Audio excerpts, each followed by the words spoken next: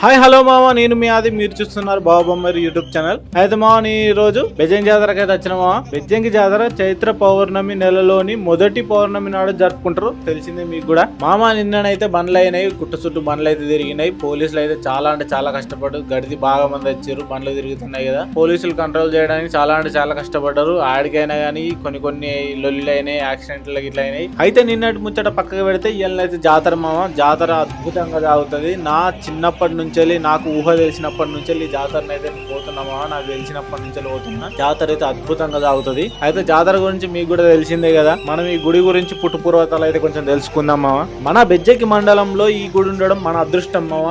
ఈ గుడి అయితే 12వ శతాబ్దానికి చెందింది మామ. 12వ శతాబ్దం అంటే తక్కువేం కాదు మామ. 700 సంవత్సరాల కిందిటిది, 700 సంవత్సరాల నాటి చరిత్ర గల గుడి ఇది మామ. అయితే మా గుడి ఎంత పాతో తెలిసింది కానీ దీన్ని ఎట్లా నిర్మించరు, ఇక్కడికి ఎట్లా వచ్చింది గుడి, అసలు ఎవరు నిర్మించరు అనేది తెలుసుకుందాం. 12వ శతాబ్దం అంటే చాళుక్యులు కాకతీయులు పరిపాలించిన సమయం అది. అప్పుడు వాళ్ళ పరిపాలనలో ఏదో ఒక మంత్రి మన సైడు శిస్తు వసూలు చేస్తుండేవాడు. అయితే ఇటు సైడ్ వచ్చినప్పుడు గుడారాలు వేసుకొని శిస్తు వసూలు చేస్తుండేమా.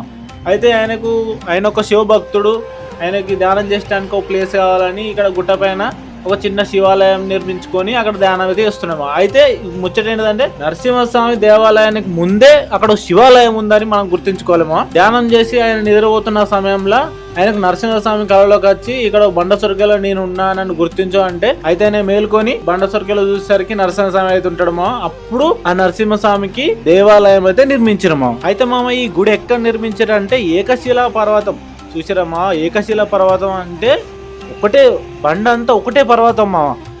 17 ఎకరాల పెట్టుంటది మా ఒక బండ మొత్తం 200 అడుగులు ఉంటది మా. ఏకశిలా పర్వతం పైన మన నరసింహస్వామి అయితే కొలువై ఉన్నాడు. అయితే మా బెజ్జంకి లక్ష్మీ నరసింహస్వామి వారు దక్షిణ ముఖంగా దర్శనం అయితే ఇస్తారు మా. దక్షిణ ముఖంగా దర్శనం అంటే ఏంటిదంటే స్వామివారి ఫేసింగ్ వచ్చేసి దక్షిణం వైపు ఉంటది మా. స్వామివారి ఎడమ తొడపై లక్ష్మీదేవి అమ్మవారు ఆసీనురాలై ఉంటుంది మా. అయితే మా దక్షిణ ముఖంగా ఉన్న స్వామివారిని మనం దర్శనం చేసుకుంటే మనకు అతి త్వరగా స్వామివారి అనుగ్రహం ఉంటుందని భక్తుల యొక్క నమ్మకాలమో. అయితే మా ఈ గుట్ట పైన స్వామివారి ఆలయం దగ్గరనే హనుమాన్ విగ్రహం మరియు కాలభైరవుని విగ్రహం కూడా ఉంటుంది మా.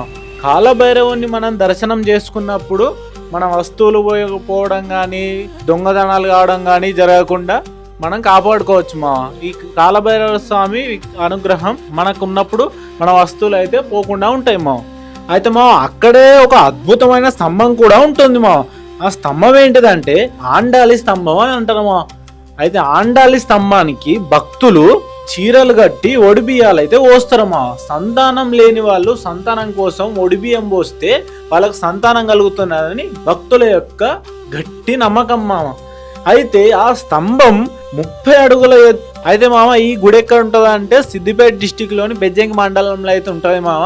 సిద్దిపేట నుంచి వెళ్ళి కర్నాల పోయే రూట్ లో బెజ్జంకి ఎక్స్ రోడ్ కాడన అయితే ఒక కమాన్ ఉంటుంది మా. ఆ కమాన్ నుంచి ఒక 3-4 కిలోమీటర్ లోపలికి వస్తే మనకు ఏకశిలా పర్వతం పైన కొలువై ఉన్న దక్షిణ ముఖంగా దర్శనమిస్తున్న శ్రీ లక్ష్మీ నరసింహస్వామి వారు అయితే మనకు దర్శనమిస్తారు మామ. గుడి అయితే అద్భుతంగా ఉంటది మామ.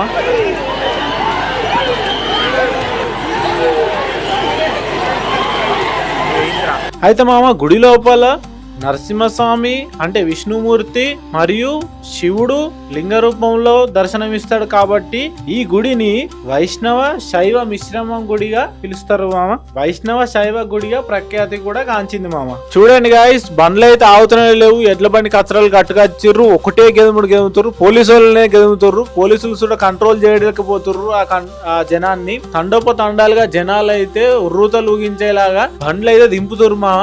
అయితే జాతర ముచ్చటకైతే జాతరనైతే ఒకరోజు స్వామివారి కళ్యాణం అవుతుంది మామ.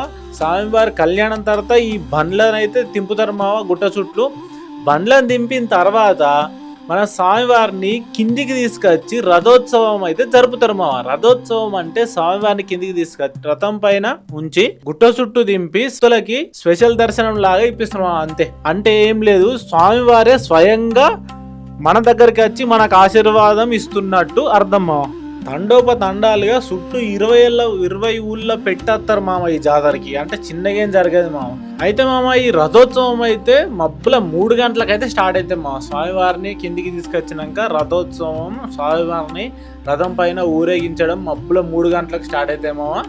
స్వయంగా భక్తులే తమ స్వయ చేతులతో ఆ రథాన్ని అయితే లాక్కొని వెళ్తారు మామ. గుట్ట చుట్టూ తింపుకొస్తారు మామ. తింపుకొచ్చి గుడి ముంగట రథాన్ని అయితే ఆపి దర్శనం చేసుకోవడానికి అయితే వీలుగా మెట్లను అమర్చి భక్తులకి దర్శన సమయం అయితే ఇస్తారు మామ. సాయంత్రం దాకా అలాగే రథం పైన దర్శనం చేసుకోవచ్చు మామ. దర్శనాలన్నీ అయిపోయిన తర్వాత స్వామివారిని మళ్ళీ గర్భగుడిలోకి తీసుకెళ్తారు మామ. టోటల్ గా 5 days అయితే ఈ జాతర సాగుతుంది మామ. జాతర సాగిన రోజులు తండాలుగా జనాలు వచ్చి ఈ నరసింహస్వామిని అయితే దర్శనం అయితే చేసుకుంటారు మామ. అంతేకాదు మామ, ఇదే జాతరలో మనకు రంకురత్నాలు, ఆడుకునేటి, చిన్నపిల్లలు ఆడుకునే సామాన్లు, తినుబండారాలు, మరొక సామాన్లు అయితే అందుబాటులో ఉంటాయి మామ. ఈ జాతరకు ముందే టెంట్లు వేసుకొని అయితే షాపులు అయితే పెడతారు మామ ఇక్కడ. అంతేకాకుండా గుడి కిందనే మనకు క్షౌరశాల కూడా అవైలబుల్ ఉంటది మామ. గుండం కూడా ఉంటది మామ. గుడికి వచ్చే భక్తులందరూ గుండంలో స్నానం చేసి స్వామివారిని అయితే దర్శనం చేసుకుంటారు మామ. అయితే గుడికి పోయే ముందు కింద నుంచి వెళ్ళి మనకు గుట్టపై దాకా ఒక 150 మెట్లు అయితే ఉంటాయి మామ. ఆ 150 మెట్లు మనం ఎక్కి తర్వాత గుడికి అయితే గర్భగుడికి అయితే చేరుకోవచ్చు మామ. దర్శనం అయితే చేసుకోవచ్చు స్వామివారిని. స్వామివారి గుడి పక్కనే మనకు మన ముందే చెప్పా కదా ఆండాలి స్తంభం అయితే ఉంటుంది మామ. అక్కడ కూడా పిల్లలు కాని వాళ్ళు అక్కడికైతే దర్శనానికి అయితే వెళ్ళొచ్చు మామ.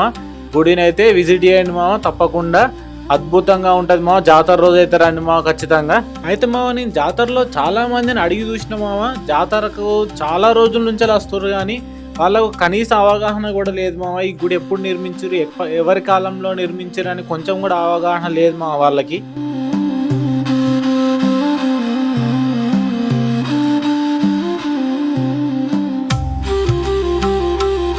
ఖచ్చితంగా మన చరిత్రను మనం తెలుసుకోవాలి మామ. ఈ వీడియో ద్వారా కొంచెమైనా మన చరిత్రను మీకు తెలిపిన వాడిని అయితే అని ఈ వీడియోలో ఈ విషయం చెప్పడం జరిగింది మామ.